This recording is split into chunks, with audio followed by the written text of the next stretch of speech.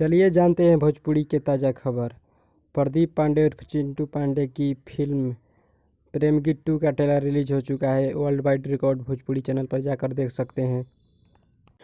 बहुत कमाल का ट्रेलर है, जाकर देख सकते हैं वर्ल्ड वाइड रिकॉर्ड चैनल पर। अगला और दूसरा खबर आ रहा है खेसारी लाल यादव के संग ताड़ी पी के अंकिता फिल्म्स के यूट्यूब चैनल पर रिलीज हो चुका है। ऑडियो वर्जन में जाकर सुन सकते हैं। अगला और तीसरा खबर आ रहा है पावर स्टार पवन सिंह के सॉन्ग सिंगल पलंगिया सॉन्ग रिलीज हो चुका है DRJ भोजपुरी चैनल पर। अभी तक नहीं देखे हैं तो जाकर देख सकते हैं। खबर आ रहा है खेसारी लाल यादव के song lehenga Lucknow 230 million YouTube channel पर देखा जा चुका है। आदि शक्ति फिल्म यूट्यूब चैनल पर रिलीज हुआ था 200। अगला और पांचवा खबर है प्रमोद प्रेमी के सॉन्ग बेरोजगारी सर भइलवा रिलीज हो चुका है। ग्लोबल म्यूजिक के यूट्यूब चैनल पर जाकर सुन सकते हैं।